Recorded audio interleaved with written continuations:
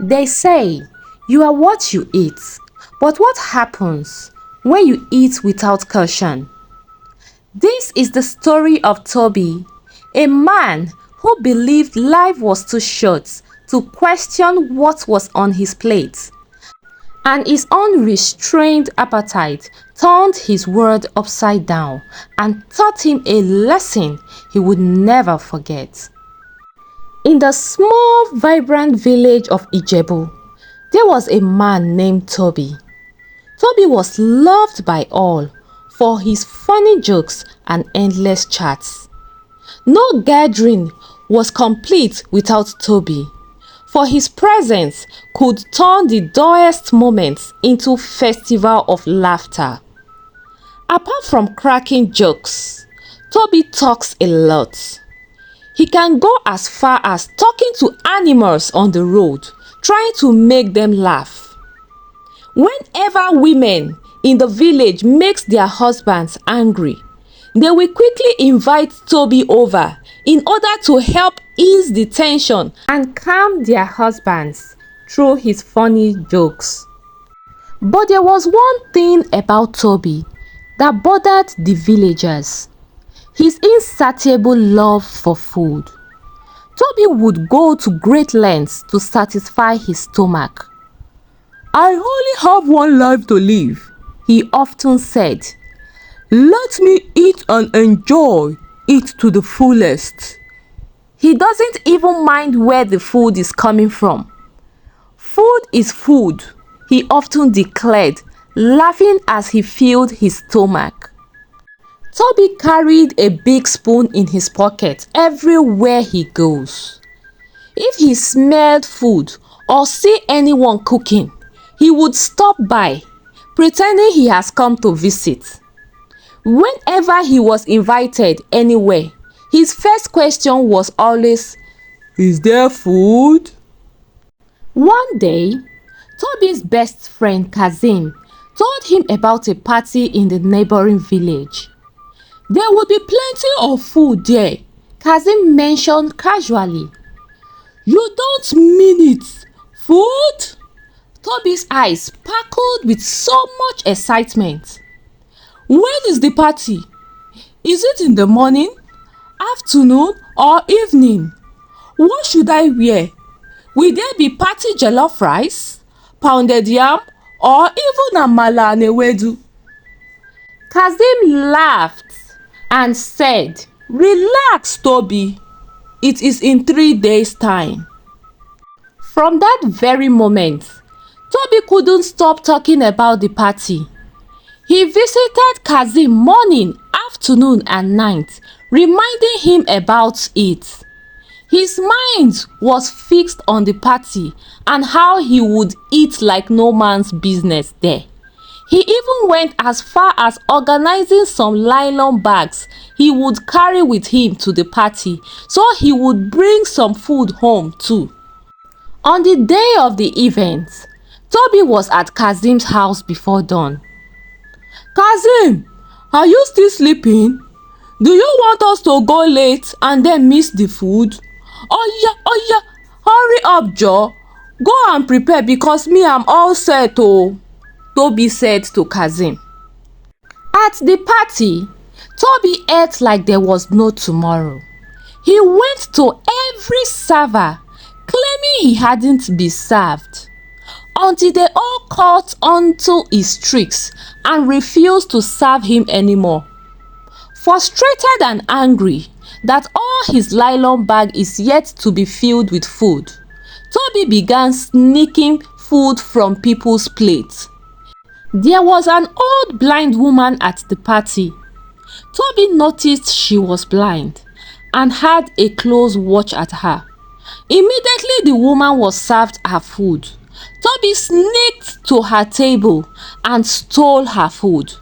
The woman ended up eating nothing at the party. She was so sad and hungry. She sighed deeply and muttered, "Whoever stole my food, may they one day take what doesn't belong to them and suffer greatly for it." The old woman said bitterly. Kazim was so ashamed and disappointed at Toby's display at the party, and he vowed never to invite him to any other party or even go outing with him again. Toby's too much love for food continues, and the villagers began to get tired of him and his visits to their homes. Whenever they sight Toby close to their hut, they will quickly hide their pot of food.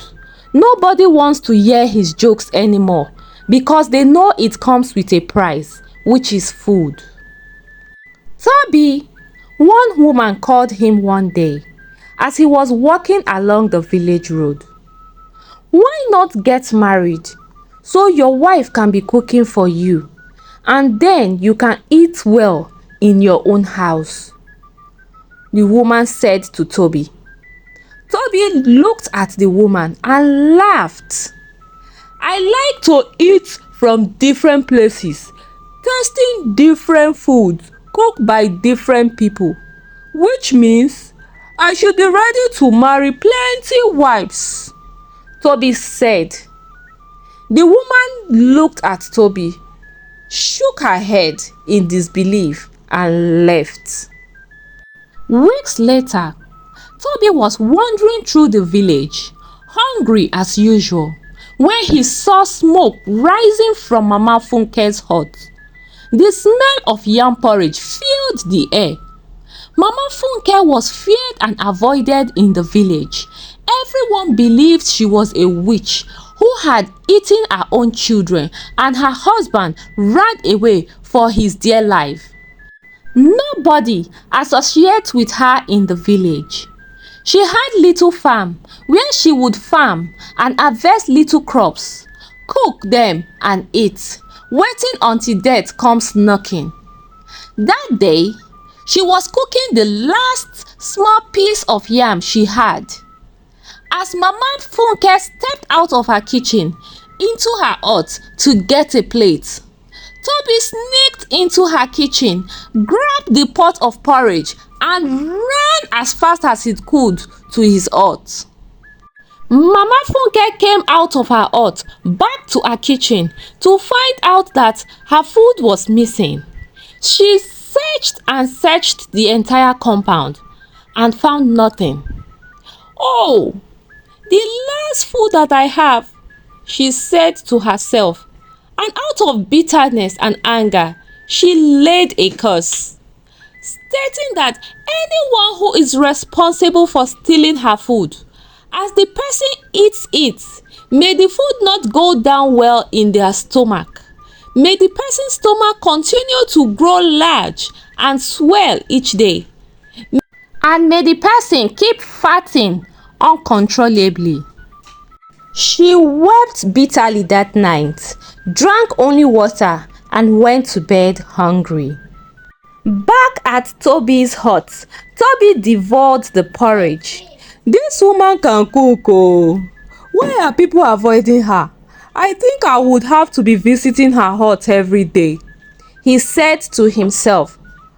But wait oh, they say she's a witch oh. Another thought came into his mind. He quickly dismissed it by saying, her witchcraft can't catch me nor do me anything. Ha ha ha. After eating the food, that night something terrible happened. Dear viewers, please, before we continue this story, if you are enjoying the story, please support our YouTube channel by clicking on the subscribe button. Don't forget to like this video, drop a comment and share, for it will help YouTube recommend our videos to other viewers. Thank you and God bless. After eating the food, that night, Toby woke up with severe stomach pain. He rushed to the toilet over 20 times but could not defecate. He was only farting all through uncontrollably. By morning, his stomach had swollen alarmingly.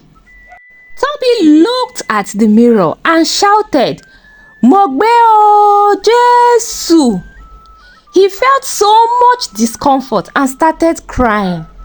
That day, he refused to go out, ashamed that the villagers would mock him.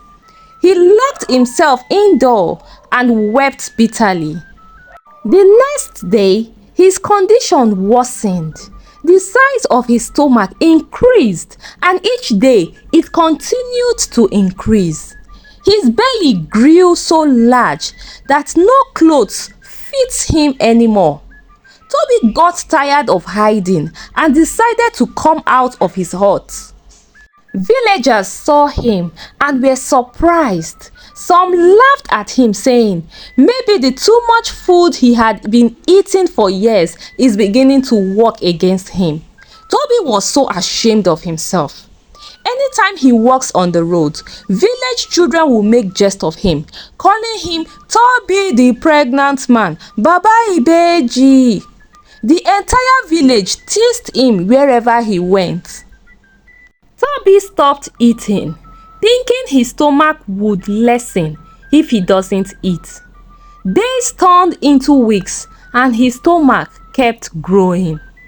One day, he decided to seek for solution, and he desperately visited a native doctor in a nearby village. "You are cursed," the native doctor revealed.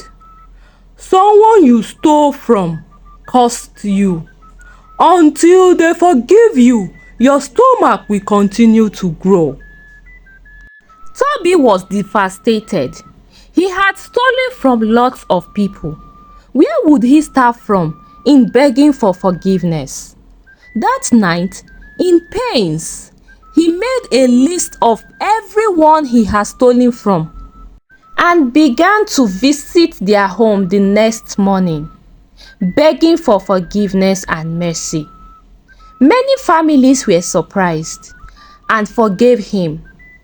"Toby, you are forgiven, and we hold nothing against you," they would say. Toby had gone to more than 20 homes to beg for forgiveness, but his condition didn't improve. Instead, his stomach kept getting bigger and bigger each day. One day, as Toby was walking tirelessly and crying on the road, a missionary passing by saw him. "Brother, what is the matter?" the missionary asked.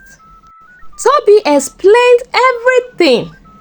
The missionary followed him to his hut and began to pray. In the course of the prayer, he saw a revelation of everything that had happened to Toby. Toby had been cursed not just by Mama Funke, but by also his own mother. Years ago, when he stole meat from her soup, making the soup to go sour, thinking it was her stepdaughter who stole the meat, his mother placed a curse on the culprit, and that was why Toby couldn't control his eating habits. The missionary narrated the revelation to Toby and also how Mama Funke cursed him, which has kept him on his current predicament. Toby wept loudly. "You must seek Mama Funke's forgiveness," the missionary said. Toby and the missionary visited Mama Funke's hut. Toby knelt before her, weeping. "Mama Funke, I stole your food. Please forgive me. I am suffering terribly. Please, Mama Funke." Mama Funke sighed deeply. "I have forgiven you, Toby. May your suffering end," Mama Funke said. The missionary prayed for Mama Funke too and revealed that she had been wrongly accused of witchcraft. She was being attacked by witches from her mother's village. She is innocent, he told the villagers. The villagers welcomed Mama Funke back into the community, and Toby's swollen stomach began to reduce. Over time, Toby's appetite returned to normal. He got married and settled down. He only ate whatever his wife cooks and gave to him. Whenever he was offered food outside his home, he would laugh and say, No, thank you. My wife is waiting for me at home. Toby still made people laugh, but now he was known not just for his jokes, but also for his wisdom. And as for Mama Funke, she became a beloved figure in the village, known for her kindness and her delicious porridge. And so, the tale of Toby reminds us all, greed can lead to trouble, but forgiveness and humility can heal even the deepest wounds. Sometimes, the choices you make at the table can shape your destiny in ways you never imagined. Thank you for watching. My name is Kachi, and I'm happy to share this story of Toby with you. See you in my next video. Bye.